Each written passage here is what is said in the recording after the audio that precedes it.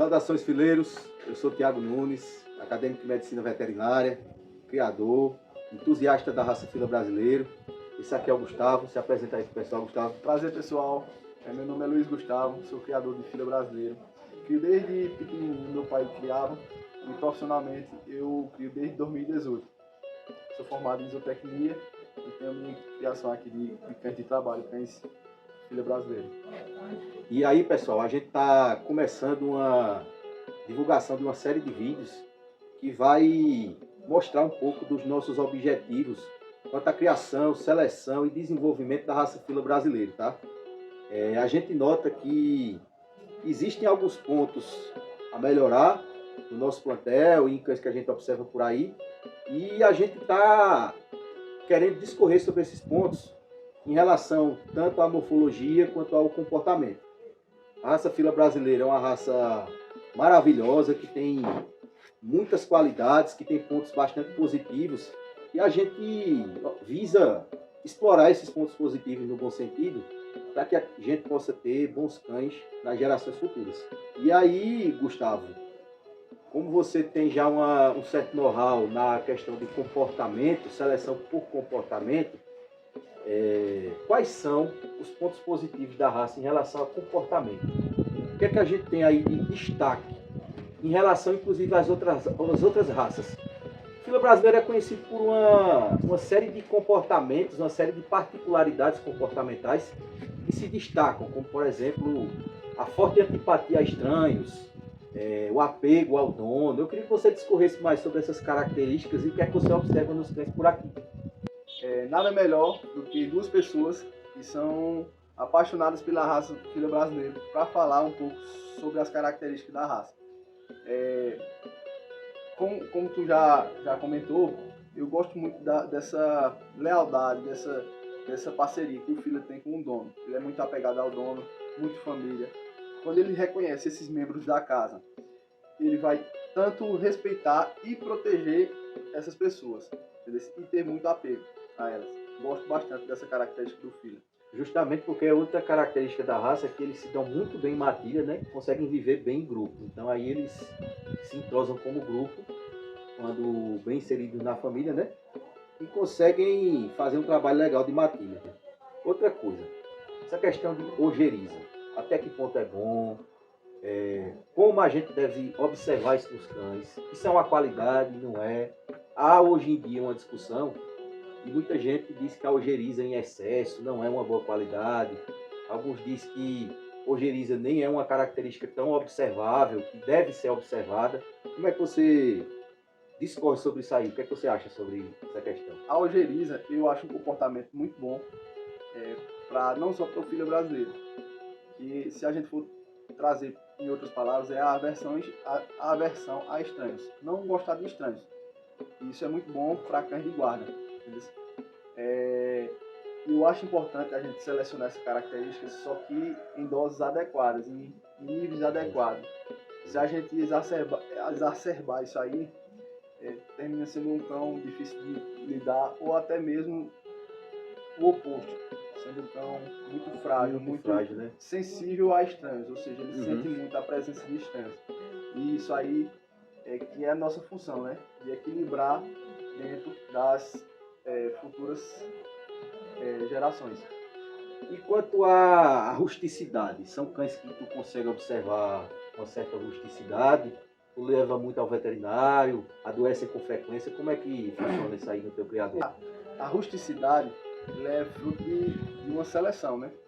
Geralmente, cães fila brasileiro, eles são criados em fazendas, são criados rusticamente. E cães que se dão bem em meios assim, são os cães que se reproduzem. Isso não é de agora, isso é de vários anos atrás, na seleção da raça fila brasileira, entendeu? Ou seja, ele com o tempo foi adquirindo uma resistência maior. Só que o que acontece? Às vezes, por falta de disponibilidade de material genético, a gente começa a fazer cruzamentos consanguíneos, começa a gerar gerações com um certo grau de parentesco, e isso pode atrapalhar. Isso derruba a rusticidade. A rusticidade do animal. Correto. Por isso que um criador sério sempre tem que estar procurando por novos animais que consigam agregar ao seu plantel, tanto em comportamento como uma heterose boa, ou seja, ele tem uma carga genética diferente do seu plantel. Isso é importante para a sua criação evoluir. E no tocante a comportamento, quais são os pontos que tu acha que a raça deve ser desenvolvida, deve ser aprimorada no tocante a comportamento? O que é que tu observa nos cães?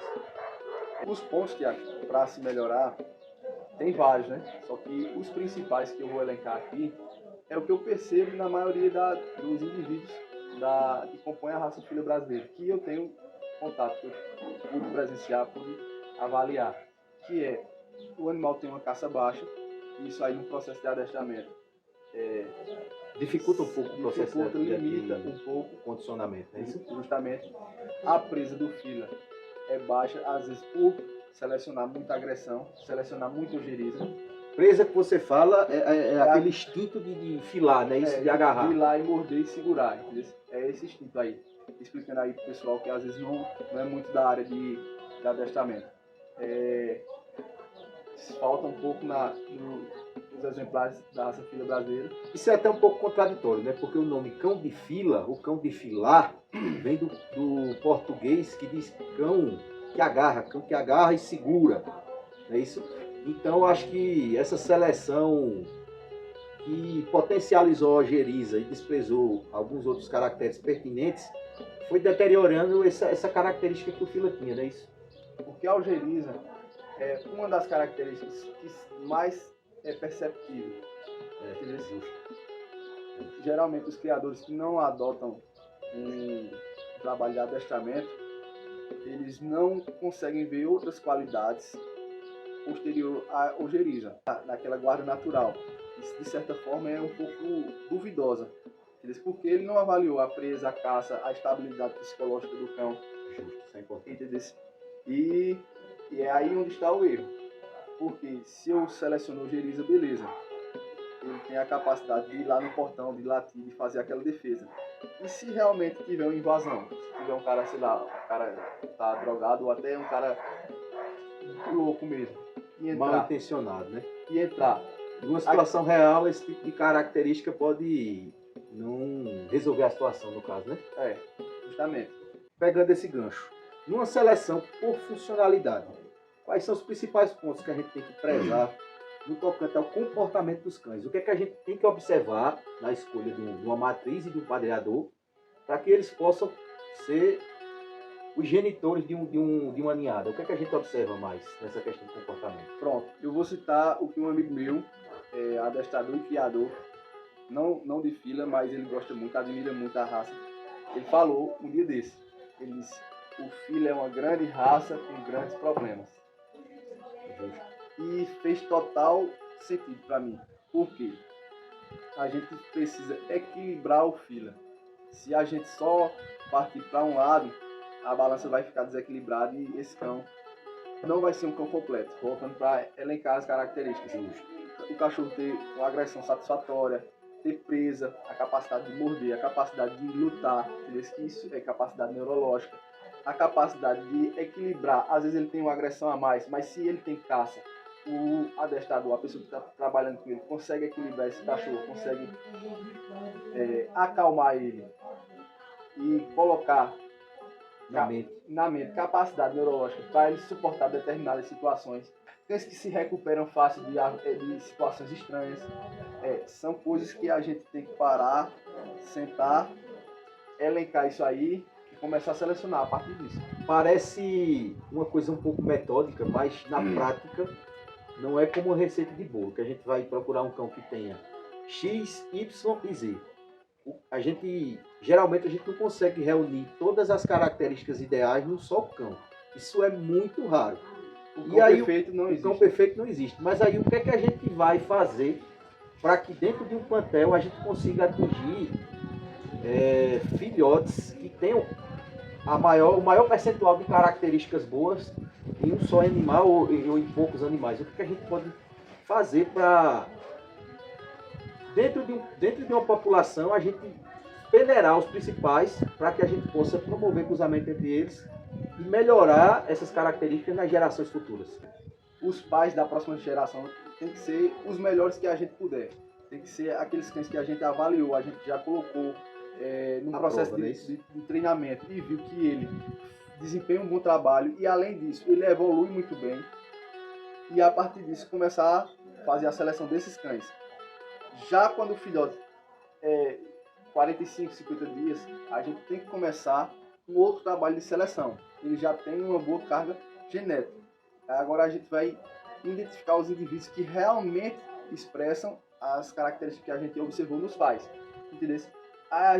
Passeios, sons diferentes, textura de piso diferente. Tolerância ambiental, no caso, né? Justamente. Ruído, barulho, chuva, sol, calor, frio. Justamente. Estímulo de qualquer natureza que possa extrair o que o cão tem a oferecer, não é isso? Ele vai mostrar ali o equilíbrio que ele tem com relações diferentes, com lugares diferentes, sons diferentes, situações diferentes.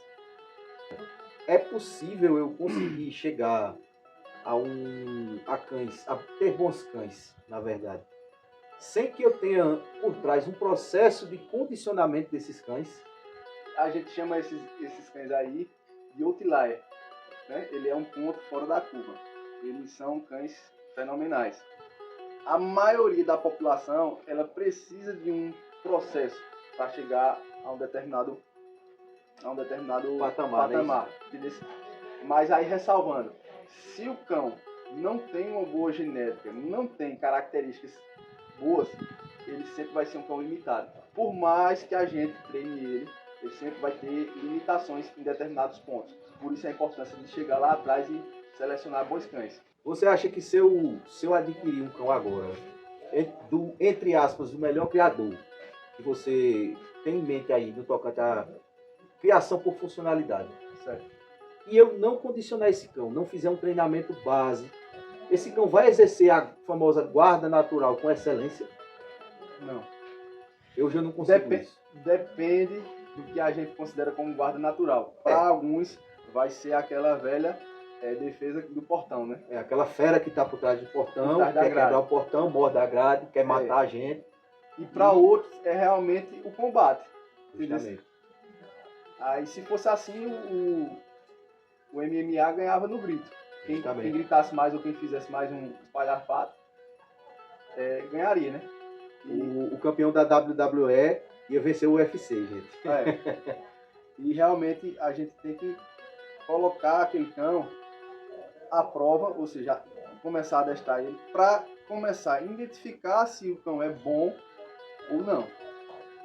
Ou seja, se a gente não fizer o trabalho de adestramento, trabalhar esses cães para identificar, a gente sempre vai estar com uma caixinha surpresa. Veja bem, a partir do momento que a gente escolhe dois cães que conseguem corresponder às expectativas como reprodutores, e a gente tem uma progênie, é necessário que se prepare essa progênie a partir do momento que for possível, que se abra as janelas comportamentais.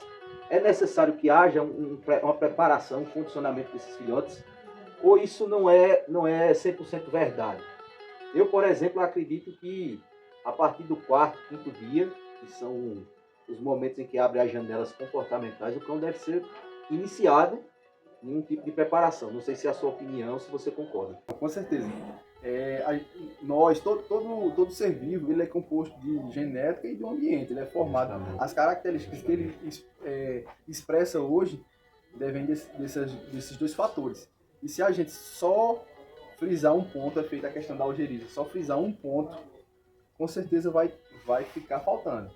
A dessensibilização do filhote é essencial. Tem estudos que mostram que a herdabilidade de algumas raças, eu estou falando assim de raças porque não foi feito em cão em geral, e sim em determinados grupos de cães de determinadas raças. Ela chega a 51%. A herdabilidade é a capacidade que os pais têm de passar suas características para o filho. O restante, os outros 49%, é questão ambiental. É como eu trabalhei aquele filhote desde o dia que ele nasceu. Lembrando que essa questão de herdabilidade são características que predominam na genética desse animal. Pode ser uma característica boa ou pode ser uma característica não desejável. Se o cão tem uma herdabilidade alta para uma característica ruim, Ou seja, se o cão foi mal selecionado e foi implantado num programa de reprodução, essas características ruins podem ser passadas adiante, não é isso? E é o grande problema, porque às vezes o cão é muito bom em alguns quesitos, só que tem um problema que é tão grande quanto as outras qualidades. Ou até se sobrepõe, né? Sobre essas qualidades boas, Justamente. pode deteriorar todo um processo de seleção. Aí às vezes é melhor selecionar um cão que tenha qualidades menores, mas seja mais equilibrado, do que um cão desse. Entendeu? Porque ele vai estar passando qualidades excelentes, mas também vai estar passando a qualidade ruim que ele tem. Então entendeu? O coquetel fica desequilibrado, né? Desequilibrado. E se eu pegar um cão equilibrado no geral, um média 7 ou 8, mais equilibrado, vai ser bem melhor para eu trabalhar os filhotes dele. E a partir dos filhotes eu identificar o nota 9, mas que seja equilibrado também dentro da ninhada. E existem alguns trabalhos que a gente pode desempenhar com o filhote que vão ajudar e muito a formar aquele cão. A identificar e a formar cães melhores. Entendeu? Tu pode citar alguns deles aí, Tiago. A gente, quando vai selecionar uma ninhada para eleger cães que vão ficar no nosso plantel, a gente costuma levar em consideração alguns pontos que a gente acha importante nessa questão do condicionamento. Para que a gente possa dar continuidade a um processo seletivo dos cães, a gente precisa observar alguns pontos que vão atender melhor essa demanda e vão tornar o processo de adestramento mais fácil. Como por exemplo, cães insensíveis a mudanças ambientais, por exemplo. Um cão que não é sensível a superfícies instáveis, a frio, a calor, a água, a altura. Ou como, por exemplo, também cães que não têm sensibilidade sonora, que não são tão reativos a estampido, a tremores, a vibrações, a sons de alta frequência. Ou, por exemplo, cães que têm um instinto de dominância maior dentro da ninhada e conseguem já sobrepujar cães menos dominantes na matilha. Cães que têm instinto de alimentação mais forte, né? O cão que briga pela comida, o cão que briga pelo território. Tá mostrando um pouco do temperamento dele. Justamente, ele dá um spoiler do que é que ele vai ser lá na frente. Tá mostrando a capacidade que ele tem por lutar por coisas essenciais. Justamente. Comida, território. Justamente. São essas características que a gente tem que observar quando vai eleger filhotes que vão continuar no processo de condicionamento, para que eles possam, no futuro, ser bons reprodutores, corresponder o que a gente espera. Bem, Gustavo, então, colocadas as nossas intenções para o pessoal, quais são as perspectivas que você tem daqui para frente no tocante à seleção dos cães? Tu tem, basicamente, o mesmo pensamento que eu, que é de formar cães funcionais. De produzir cães funcionais, melhorar para chegar a um ponto satisfatório de funcionalidade. E a gente tem que pegar as características que compõem um cão funcional e tentar equilibrar. Se a gente for para um extremo ou outro, a gente não vai chegar lá. Então, pessoal, a gente agradece. Esse aqui é o primeiro de alguma série de vídeos que vão chegar aí para vocês. E ao longo do tempo a gente vai mostrando quais são os resultados que a gente vem conseguindo a partir dessa seleção com os cães, tá? Muito obrigado, pessoal. Obrigado, pessoal. E dá um joinha aí e se inscreve no canal. Valeu!